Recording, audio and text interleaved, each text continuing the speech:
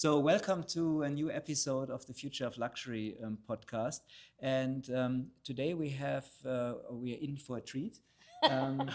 First of all, we are in a pretty spectacular home.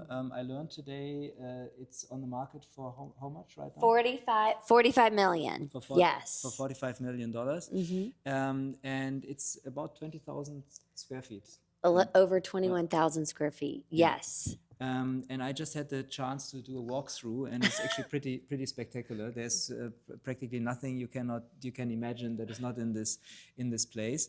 Has it all. It's got it all. Exactly. But we're not only in for a treat because of that, but we have two phenomenal guests here. To my left is Shelton Wilder. Did I pronounce it right? Wilder. Shelton Wilder. From the Shelton Wilder Group. She works with Christie's International Real Estate. And then to my right is Julie Foppel. And Julie and I have been working together in the meantime almost 2 years. Yeah. Time flies. And Julie is the founder and CEO of Realm. And Realm is a really phenomenal organization that basically brings all the leading real estate professionals in the world together. And so today we will talk probably about real estate, but actually maybe we start with something else, because I just discovered that you are one of the few that has an original Labubu. I have one. Jessica, you want to bring it over? We got to make sure you see mine. Yes, we have the key to the $45 million listing on my Labubu and my Chanel. Fantastic. I have the jumbo Chanel, but nobody could care less about that because I have my Labubu right here. There she is. Fantastic. You can see, and it's a real one, and we even registered it. And this is how you know if it's real, if it has like the QR code. The QR code. Yeah. I'm giving one. You'll be getting your own. I found a black market to get them. And I closed a deal with a real estate agent, and this is what she gave me. Oh, fantastic. As her closing gift to me. What a cool thing. She's so darling. Yeah. That's cool. That's really cool. Yeah, so we worked together on this deal, and I, it was perfect. And she brought it to me, and I was able to unbox it, and it was very fun. Yeah. And yes. I find the Labubus are fascinating. I was just sharing a little bit earlier that I was made aware a few months ago about Labubus, practically before almost anyone was talking about them. And my daughter sent me some kind of TikTok intel and was saying, you should write an article about that.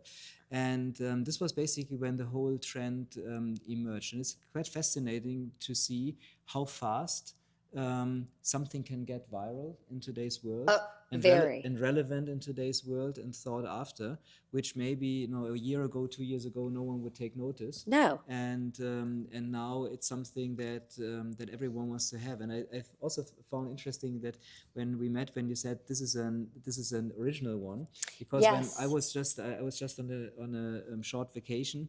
And I've been in several countries all over Europe, and I've seen almost everywhere fake Labubus. Fake Labubus. I was just in London, and they're down every street corner. Exactly. They're all the fake ones. Really? Yeah. Yes, and you can't have it. You have to get the real one that are registered, and then they have the 9 teeth. And then also, I want to let you know that Jessica, who is my assistant that's 23, put it on her story, that I got one. And she goes, oh, she's not a real Labubu fan because she's a fake one because she doesn't even have clothes for it yet. So they have their own clothes and their own handbags. So I'm a loser because I need to go get its own clothes. Right, but Shelton, what a statement though. Okay, so you've got a beautiful Chanel jumbo bag, right? Which is kind of that is one of the cornerstones of luxury. Yes. Right? Where a bright pink one. Yeah, right. And I know you are a connoisseur of fashion. Yes. But then what we are talking about is kind of the next iteration of like what people want and what people covet. And it's not necessarily kind of what the staid definition is. No. So I think that's just really interesting. Yeah, it's fascinating that I've seen in the last couple of months practically all luxury brands now bringing Yes. charms out. They're bringing out the And charms. so it's fascinating that now, in a sense, the brands are starting to Copy it. such a cultural phenomenon. Yes, I think that I don't think it's Hermes. I think it's Louis Vuitton has its own Labubu charm for the bags coming out. Thousands of dollars. Yes. Yeah. So it's a phenomenon, and yeah, it's fun to be in the loop. Well, it is, and you can't ever choose, like what the next definition of No. luxury is going to be. Like 100%. and so we have to, I think as all of us, as we're purveyors of luxury or advisors of luxury Yes. or servicers of luxury clientele, we have to stay in, like it sometimes defies logic a little Yes. bit. Yeah. Yes, Yes. a little furry bear, or furry With 9 little teeth, yeah. little and whatever it is, and yeah, but it has to have the tag on too. Okay. So Yeah, you have to don't keep the tag flip on. that. Okay. Yes, I know, but that's why we're talking about luxury and staying ahead of the game, and we're in a $45 million listing, and so I think with the social media aspect, your daughter found. How old's your daughter? She's 22. 22. She found out about it from TikTok, and we're all finding out about so many different things from TikTok or Instagram and the reels, and I think that's how we have to stay ahead of the game, and that's why that's been so important for my business and how I've been relevant and been able to grow in real estate is because of social media, because you just kind of have to play the game. You have to be involved and see what people care about Yeah. as well. Like Yeah. that this is luxury, Yeah. and it doesn't have to be expensive. So. 100%. No, I used a couple of years ago this term extreme value creation. And I really love this term because to me it's the best. It's kind of the best description also for this phenomenon, because what is value for someone may be completely different than value for someone else. And if someone never heard about Labubu, then in a sense it's just a doll. Yeah. Yes. Yes. And if someone knows about it, then it starts to change the relevance completely. And so it's really in the eye of the beholder.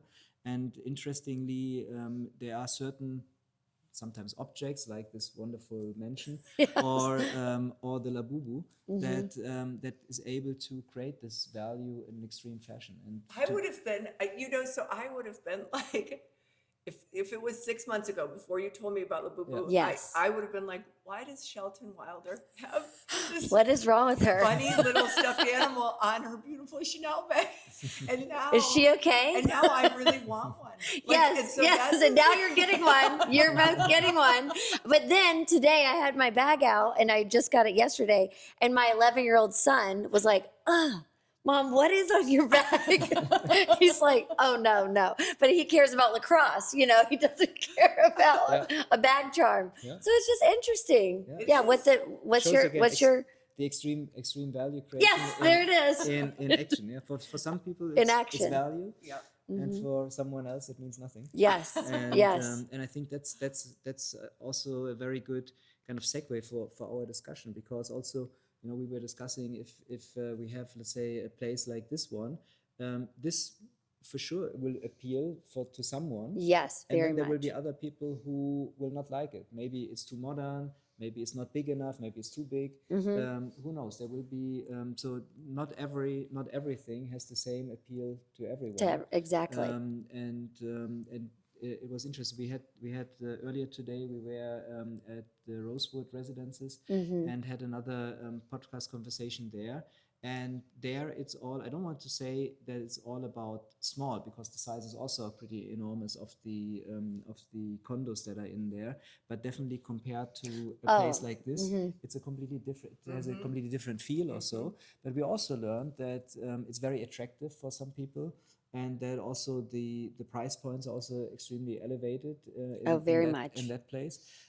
So for someone it's this 21,000 plus square feet. and for someone else it's maybe something completely different that is relevant. Exactly, and that's why there's so many great options. Yeah. I know. We're always available to show you whatever you'd like to see. Well, with a house like this, though, Shelton, when you're marketing it or you're bringing it to, you're creating a dialogue Yes, of with the course. marketplace. And in an environment where we've historically been very much a monologue, where it's like, we're going to advertise in, this publication, or we're going to create a web. And what you've done is create a situation where the consumer can come to you, I mean, they see you, they follow you, they engage Yes, with you. it's very and there's- fun, right?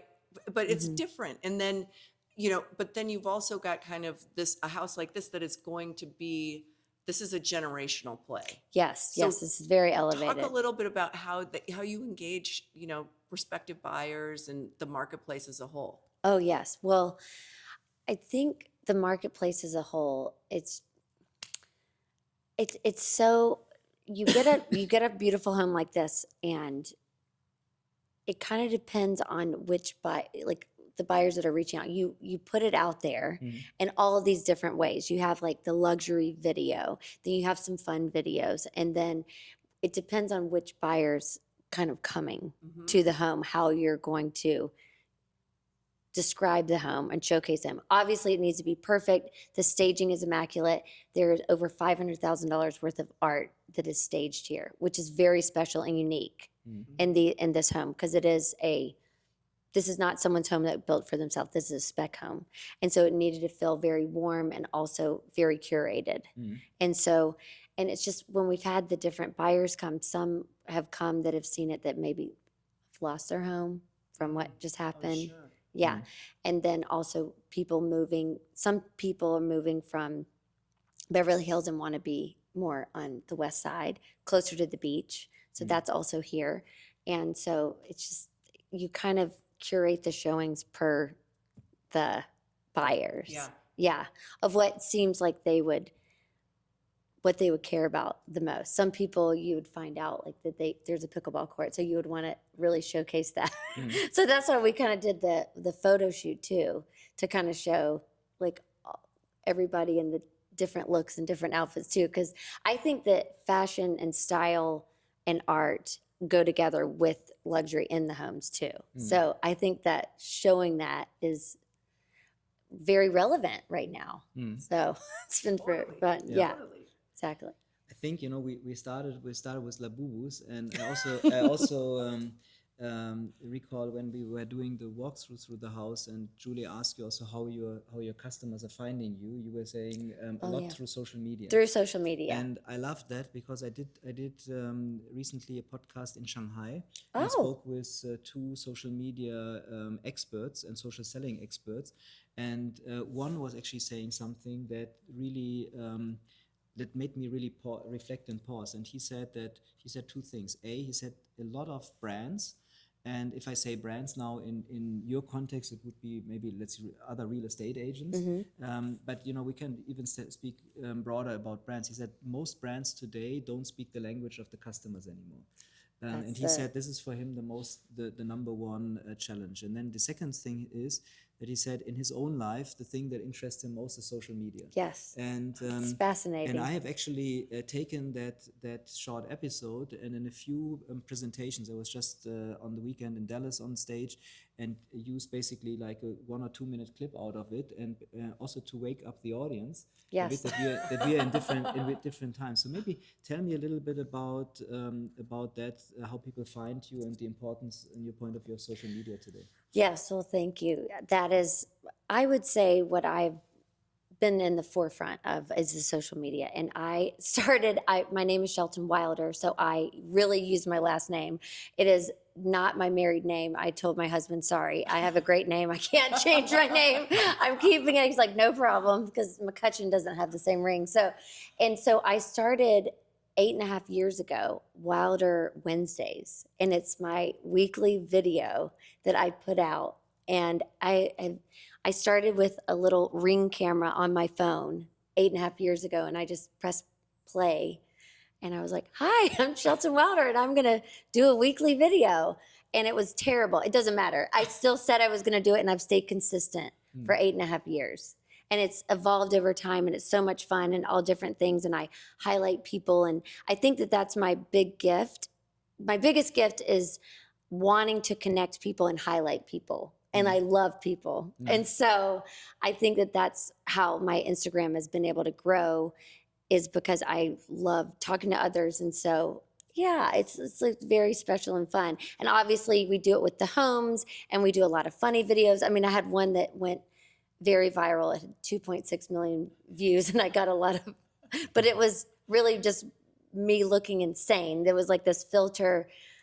Anyway, I looked at it where I looked like a man, and you're like, oh my gosh, and then you like rewatch it because you're like, is she okay? You're like, yeah, no, I like to make fun of myself. I don't take myself very seriously, which is very different for luxury, because a lot of people in luxury really take themselves very seriously. But I think that you can dress up and be elevated, but then also have fun and not and make people feel comfortable.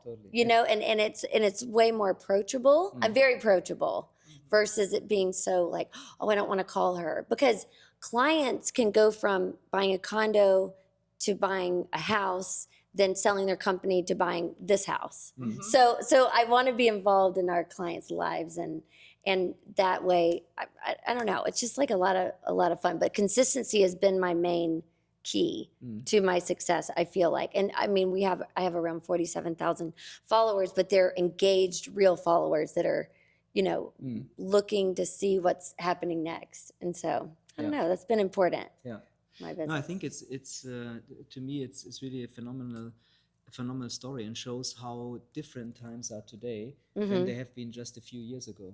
And Definitely. I think it's still very much underestimated that we have to reach customers where they are and how they are. And I also think, to your point about maybe luxury often being a little bit stiff, Yes, and so on. And I used to say also a lot in my presentations that arrogance is never luxurious. No, it's and there's nothing cute about it. At least I have never been in a situation where I went to a store and I walked out of the store happy when people treated me in an arrogant fashion. No. And it was fascinating. I remember about maybe 10, 15 years ago, there was a study of two business school professors about luxury, and they actually were making the proposal to say, the more the shittier you treat your customers, the more arrogant you behave, the more you sell. And I don't like that.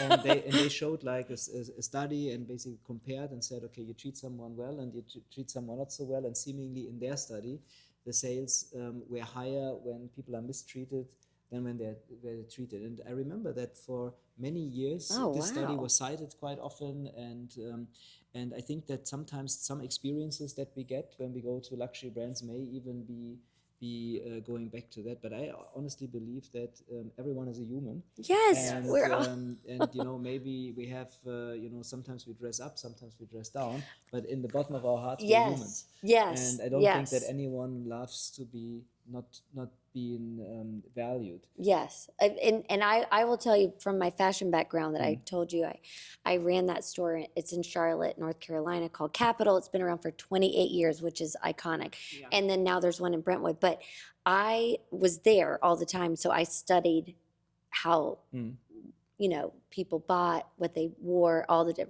different things, and I had clients spending $1 million a year with me. So it was very luxury. And it's usually the people that would come in that would be in their workout clothes. Yeah. They were the real buyers. The people that were dolled up and dressed, they were just kind of window shopping. So it's just treating people with care and love and respect, no matter who you are, how they dress, how they seem, just being warm is very important.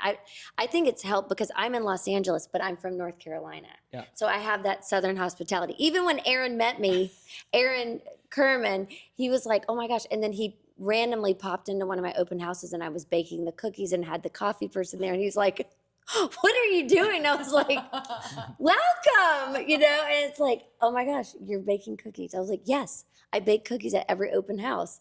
And maybe that seems silly, but it makes the house smell like cookie, it's welcoming. And I just think treating people with love is way more important than the arrogance side. That doesn't work with me. Yeah. I don't like that. Well, I don't know. I don't know if anybody likes it, because you're so warm and kind. Oh, thank you. Yes. Yeah, no, but I think the other interesting thing about you is that you also have a comedic background. And I think that I think that there has to be a sense of humor. Like I love a sense of humor in luxury because it's a funny business, right? And for the most part, when you think about like the white paper that we just published, almost 90% of the world's affluent are self-made. And so Yes. they didn't know, it's not like everybody's sitting on these piles of gold. Everybody knows what it's like to not have anything. Yes, exactly. And so then like it's funny to kind of laugh about like, look at where this career has taken us. I mean, I grew up in Michigan and I am sitting in this $45 million Yes. spectacular home with two amazing people. And I'm like, security should come and remove me. Yeah. Like, what am I doing here? Oh, well, that's why I'm very open to talk about comedy and self-deprecation, because I moved here, had this career, then I did a Ponzi scheme on myself. I I had 2 companies and everybody thought I had a trust fund. I didn't. I went bankrupt. I had to go to rehab. Like everything fell apart. And I was like, oh, total loser, and then I'm like, well, I guess I just got to make it again. And I tell people, because I got married and I had my baby, and I love you, Clark, but he was giving me $1,000 a month as and I was like, hell no, but that, I can't live like that. I can't even go to lunch. I was like, absolutely not. So I was like, well, I guess I'm going to get in real estate. And I did. And he was like, oh gosh, you should, that's like being an actor. I was like, I'm doing it. And I cried every day for 2 years and look at me now. So it's just like, I love being underestimated, especially like blonde hair and people like, oh, who is she? And I'm like, oh yeah, just underestimate me a little more. It feels really good. But it's just like losing everything, having a lot, losing everything, then coming back up. And I have no ego. That's what happened after going bankrupt and getting sober. And it was like Legally Blonde goes to rehab, so it's like, okay, well, here I am with nothing and, nothing to lose. So it's just, I don't know. It's just no ego. Everything was erased, and I treat everybody the same. Like there's no hierarchy. Yeah. Yeah, this is critical for client experiences. I do very often when I do like trainings for customer experience or sales trainings. There's always one exercise that I like to do, and I like to ask people about their best experience and about their worst experience. Oh, I love and that. kind of to reflect what they remember, let's say last 3 years, 4 years, which experience really stood out and which experience was so bad that people should never want to come back. So I call them the breakup experiences, where someone breaks up with a brand. And it's really fascinating when you listen to people. First of all, one learning that I made is the category doesn't matter. It doesn't matter. I had recently a training where someone was talking about, a coffee shop where the person went to the coffee shop and then had the breakup experience there. And for other people, it's maybe the car dealer or something else. For some people, it's something big or something very small. But there's one thing that happens all the time is you can boil it down to the person felt in one situation within the entire customer journey devalued. People say, I was not seen, I had an issue, they didn't listen, they didn't take me serious, things like that. And then on the other side, when you talk about what were the best experiences they remember, then it's actually the opposite. It's about feeling valued. Because then they said, oh, we had very high expectation, but they even beat them. Or I don't know, I came from a long flight and then I missed my connection. Then there was this one person that made my day because they understood that I needed some help, and then they provided assistance. They gave a voucher for dinner or something. Exactly. And when you just listen to those stories, and I've heard probably in the meantime thousands of these stories, you basically really see that it doesn't matter how much something costs to be remembered as the best experience they ever had. And it also doesn't matter, you can have something where someone says, this is the best ever, and then someone doesn't treat you well, everything falls apart, the brand has no value anymore, and people run away. And I think the big mistake that people do in luxury is to overestimate the object and overestimate the space, like in a home like this, or when it's a bag, then maybe the product or a car or whatever. So they basically think this is um, this is basically luxury because we can see it, because it's shiny, because there's bling bling. But what they forget is that there is just a simple human that has to use it every day. And if we make them a little bit happier, then they Yes. will be happy and come back.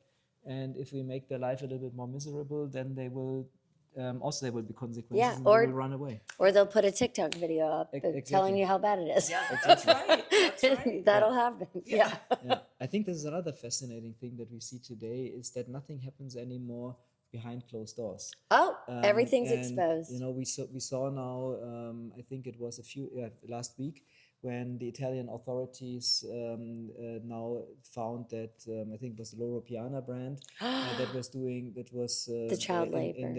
in their supply chain that at least were basically not treating the people in the right way and so on.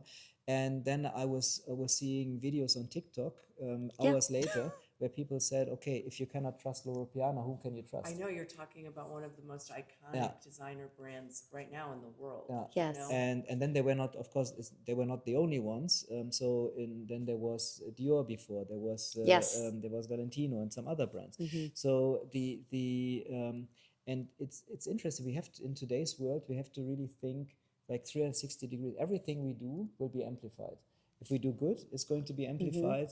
If we do something that people don't agree with, this will also be out there. So brands really have to think today about basically the trust that they build. Yes. And you can only build trust again if you treat a human as a human.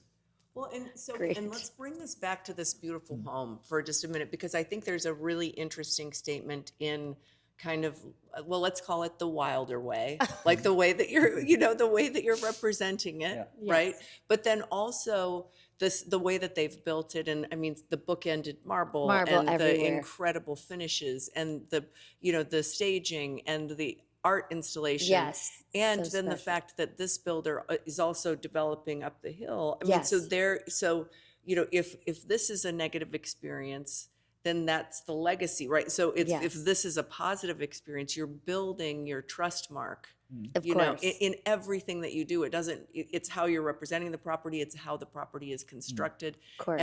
And like there's so much legacy in all of that. Maybe unpack that a little bit for us, Shelton. Just how you think about legacy building and how you advise your clients when they're putting something like this together.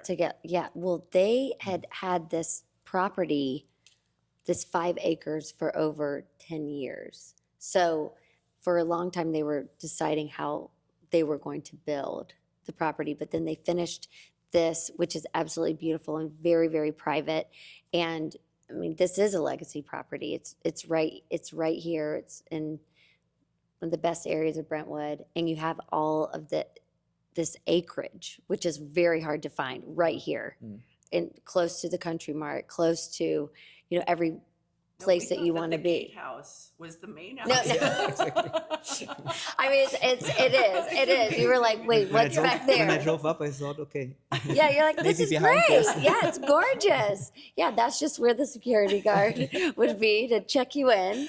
Yeah, so I think that as well, having that sort of privacy and then the security of that is very important here.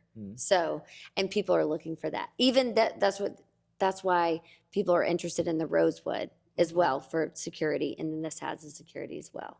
So, yeah, I mean, I think that all of the different finishes and touches, and then there's either 30 to 40 cars can go in the underneath. I mean, there's a lot And of you can special have your own features. pickleball Yeah, there's tournament. the pickleball tournaments. Yes, you could basically host a wedding here. I think it could be just like a venue space. Well, pickleball It's so is like special. the Labubu It is. of new amenities. It is. They read the room. They took the notes. They saw what was happening, and it's so important. And that gorgeous pool. I mean, yeah, it's very special. Pretty special. Yes, I love it. And whoever gets to call this home is going to be very, very a lucky person.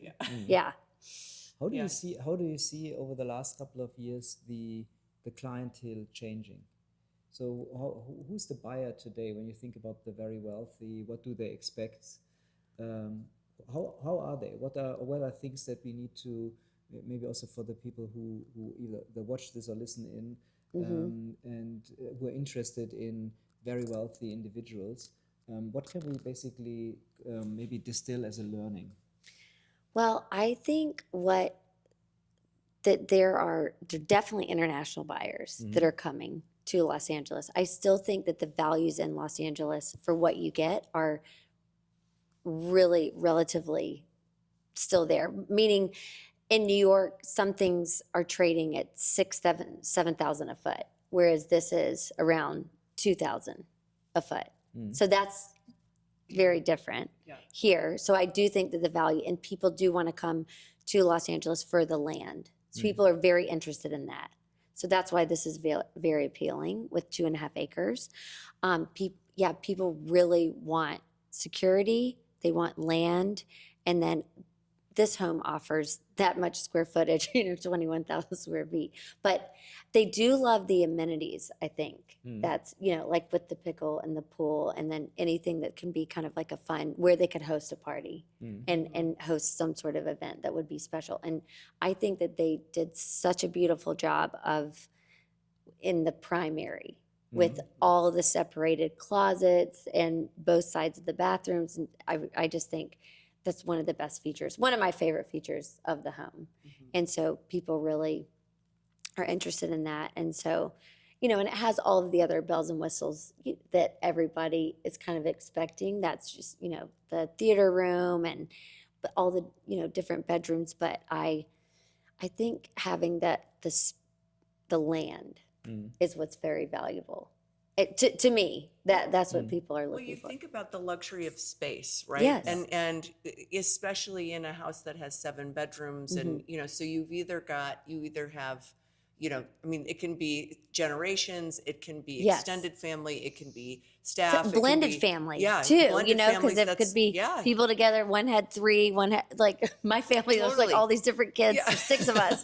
So it's just yes. I think that is happening a lot too. Yeah, and so then you've got, so everybody kind of has their own zone that they can go in, and then everybody has also kind of their own kind of entertainment outlet. So if somebody wants to swim in the pool or play pickle or look at their car collection or or in start the conversation another hobby. pit. I love that conversation pit. It's definitely having a comeback. It's so chic, Yeah. It is, but so you kind of walk in here and it evokes a feeling. And so you were talking a little bit about it at the beginning about reading the room. So how do you kind of draw those feelings out when you're showing a place that is this kind of special? I think meaning reading the room with the client too. And I really believe in most of these people have other agents that, why we love Realm so much, that Julie has created, that I'm so proud to be a part of, is that, we all end up knowing each other. And so you kind of get to know the agent first and you read their energy, I think is very important. Then to know, because sometimes people want to see every room with you. Sometimes people want you to sit away and they explore. And I think that is important to know. So if people are private or they want to talk or, that's important to create the feeling and the environment. Just like I did when I was at a clothing boutique, is the same and we were talking about this earlier when we were in the closet, when I used to dress people and see them naked. It's the same thing as selling them homes. It's very intimate. And so you can kind of get the feeling from them. And maybe that's why it was so funny when you walked in and I was like, I'm not sure if you're embarrassed or not with my little toy that's on my person. And you were like, no, very into it. So sometimes you can connect with people on either honestly, I have a client and she came to an open house with me and I had all this jewelry on and she calls me Bojangles because her mom had all these bracelets and then she's like, she didn't even know my name. She called me Bojangles, the bracelet. So you can connect on so many different things. You don't know why it would be, or if you can kind of feel that somebody, like I say, oh, there's the pickleball court. And they're kind of like, I love pickle. Oh my gosh, I play all the time. Then you're like, oh, let's go see that first. So it just is interesting to kind of, because you want them to remember the house and having a great experience when they come in. So I don't know. And I think that knowing the other agent too, and being respectful of the other agent is very important. In my opinion, that you, and even sometimes before the showings, you can ask like, do your clients like to be shown around, or do you like to do it? And I think that's always important, and goes with part of being in luxury is just, is being thoughtful in the human element that you said. Yeah. Yeah. Yes, and understanding the emotions of the person Of asking the the right person question. Yeah. and the buyer. Yeah. Yeah. And so, and some people are very private. So don't ask a lot of questions. Or some people are really chatty and want to talk. Yeah. So you got to kind of know. Yeah. Yeah. I think that's important. Yeah, I think it's this is in my point of view also one of the, you said it before in one of your answers about when you spoke about the your experience in that clothing store. Yeah.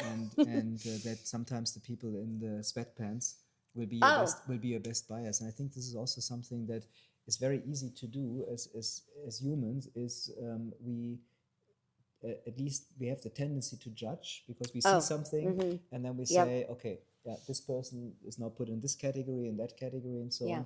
But I always like to say, today I'm wearing a suit because we are Yes, here on on camera and doing the podcast. But there are other days, I don't know, when I go to the yoga studio, you will not see me in a suit in the yoga studio. Yeah. Which actually once was funny when once I basically the yoga studio where I like to go.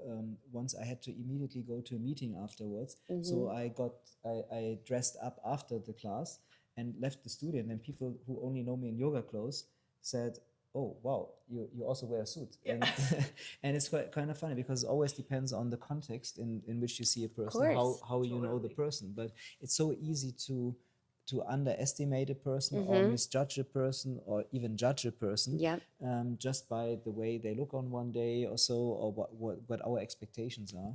So I think what you said is very important also to respect. If someone is very private and doesn't want to share, then it's probably not very helpful to ask 5,000 questions. No. And you can feel it. You can tell. And I'm not one to pry. Also, I'm Southern, so that's not really, we're not used to asking lots of questions. You don't, my mom taught me, we don't do that. So you want to be respectful, but just polite. Being polite. But there is a luxury in creating a sense of belonging. And especially when that's kind of what we do as community builders, where they're coming here and we're the first. It's not just the first introduction to a spectacular place like this, but it's a first introduction to a new group of friends. It's a first introduction to a philanthropy. It's a first, and all of those things, when somebody comes in and they, like Shelton, you do it so well. It's like, I belong here. This girl is shining her light on me, right? And there's a luxury, but there's also a luxury in being able to work with somebody that's really good at that, and that's what our clients get. Yes, definitely. That's the feeling we want them to have, and that they belong.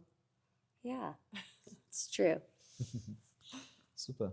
Where do you think the market and customer expectations are going?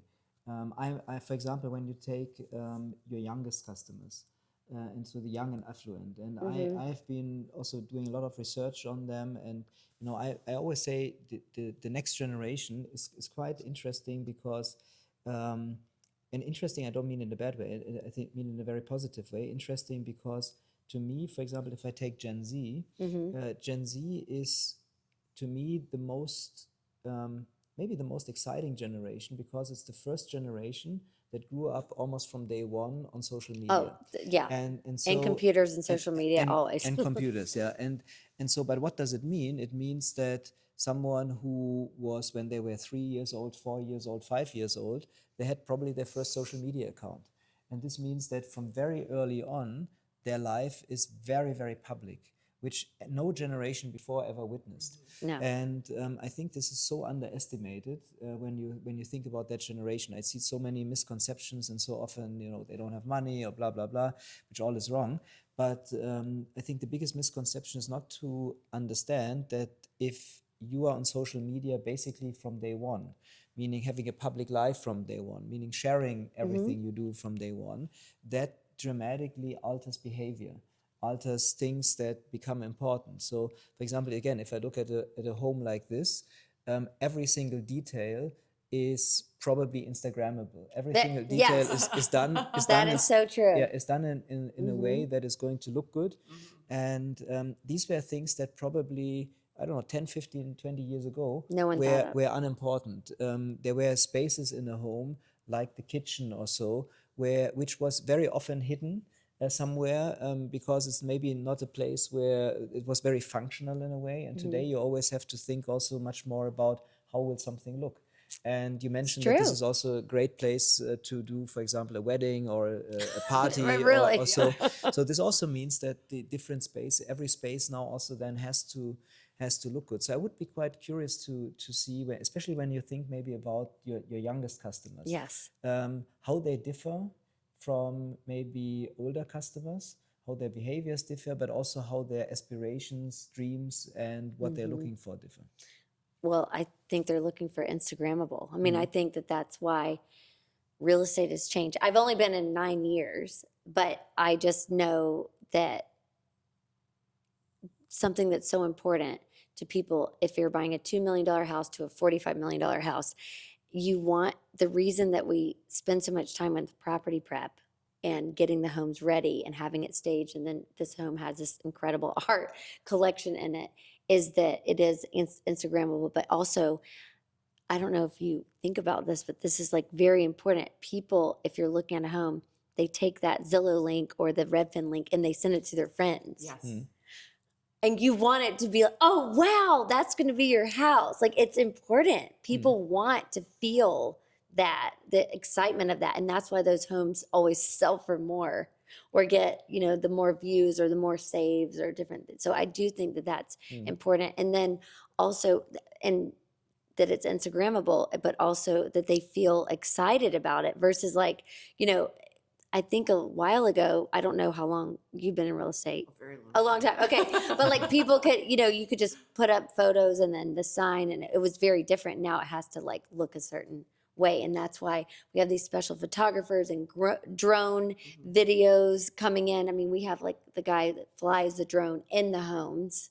And so it looks very unique and special. And yeah, it's very different. And we get like special candles for the home. We have, the florals that are done. It's just very different now, and that's what people care about when they're looking and they're having the home that they're sending to their friends. But I do think that this new generation of wealth that's transferring that we were talking about earlier, that they're calling. Can I say what they call it? Yes.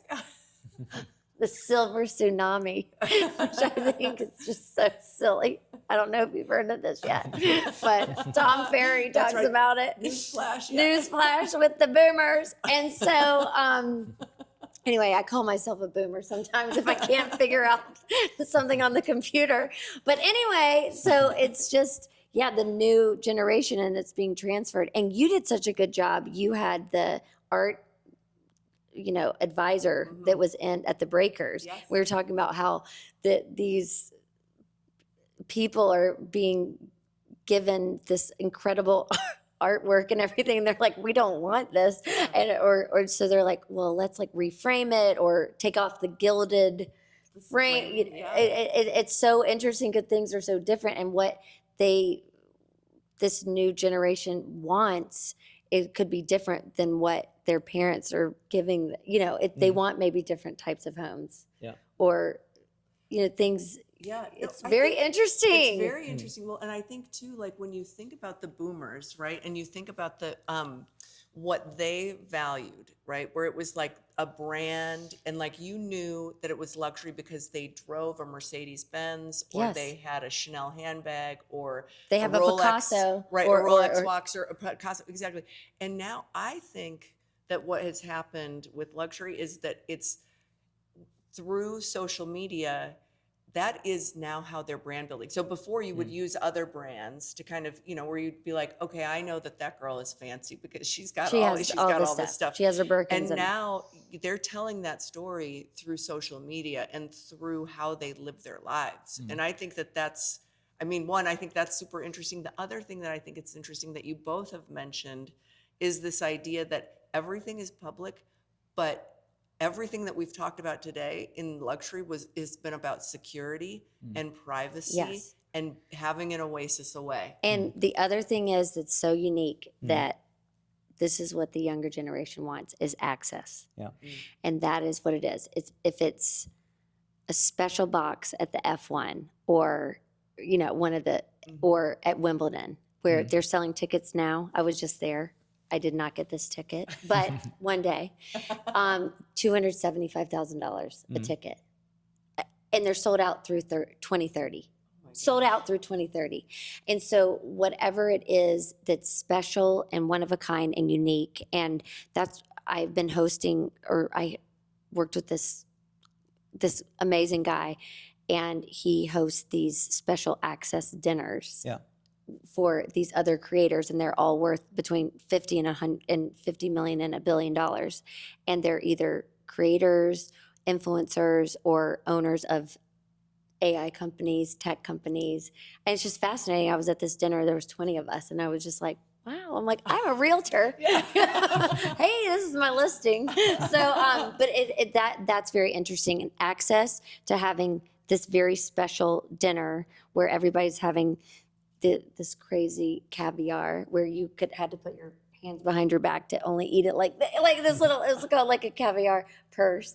And so it was just this fun, fascinating dinner, and we were all together. And so I think like networking, like what you've done with the 600 agents, and that's luxury, that's access. And these networking things, but it's really like connection groups that mean a lot. Like I have my connecting group with this women, it's called Wilder Women. And there's like 240 of us. And then we have an event and every 6 weeks and they can come. It's just, that's kind of, these are these specialized things that's what I think is shifting in real estate too. I agree. Yeah. Yeah. Yeah, it goes, I don't want to say it goes away from products because products are still important, but it's basically the products or the spaces, the venues, they are basically just enablers for something else. I think this shift before it was just simply owning and collecting, and then you said, okay, I have these 30 cars or these paintings or whatever, and now it's much more you do something very, very specific to be part of a club, to be part of a group, or to be part of, or to be also inspired by people who are like-minded. Yeah, and these special experiences, that's what it seems like people are more inspired and aspiring for. Yeah. So I think I think, Daniel, as we wrap things up, I think that we should have Shelton invite us back to come to the next house. Yeah. Oh gosh. Yeah. Absolutely. Wonderful. After this one's sold and this one's finished, yes, very much. Yeah. 100%. This is great. But Wonderful. this is so interesting. And Yeah, thank thank you you. so much for having me and for coming Absolutely. and enjoying this beautiful home. And Absolutely. yeah. Maybe before we wrap up, finally, maybe to both of you, a question that is one of my favorite questions at the end of the Future of Luxury podcast is, where do you see the future of luxury? We kind of touched already on some of the things, but maybe like a final reflection on where luxury is heading in the next 10 years or so. I believe luxury is heading what we were discussing with access and just special experiences. That's what I want to be invited to. That's where I want to be. Yeah. Because I love all of the things, and I'll have all the Labubus and all the Birkins and everything. But I think the experiences and access to these special events, and so that you're able to be with people, because after COVID and everything's so online, I think the new luxury is IRL in real life and being with people that you really care about, that are special, and that give you that belonging that we talked about and that special feeling. I just think that that's the new thing, and it's like the who you know, and like being introduced to people that you you know, that want the best for you as well. So Yeah. I think that's kind of the next part of luxury. Yeah, wonderful. And I love that. No, and I think it's Julie. just to dovetail on that. It's I think too the more the luxury industry gets kind of bifurcated, right? So you've got the really, you know, kind of the people that appreciate what you're doing and in or providing a luxury experience, and those people are going to stay. Those are discerning consumers. It's about value rather than about the price. You know, they see value in you. And then you have kind of the commoditized luxury that is really not luxury. It's just kind of, it's that churning. Yeah. And I think the people that take pride in service Yes. and right where it's just like, I'm so proud to kind of represent something beautiful or to be a part of somebody's story. And like, and then that makes people proud to work with me, you know, and that means that also then means that I don't have to work with everybody if they don't appreciate me. Oh yes, we gotta go. Sorry. If you're out of integrity too, that I can't. Yeah, you have to write everything on your disclosures, or I am. You know what I mean? Right. Like you have to do. You know, you just have to.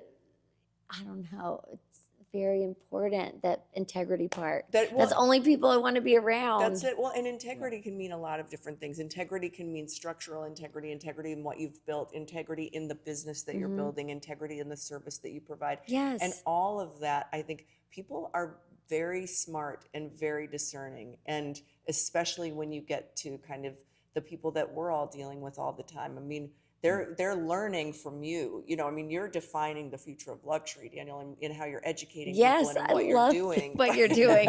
It's just, it's very important. Yes. But and so then once they kind of know, then that becomes commonplace. And so we kind of then have to reinvent ourselves and say, okay, well, all right, now what's the next level?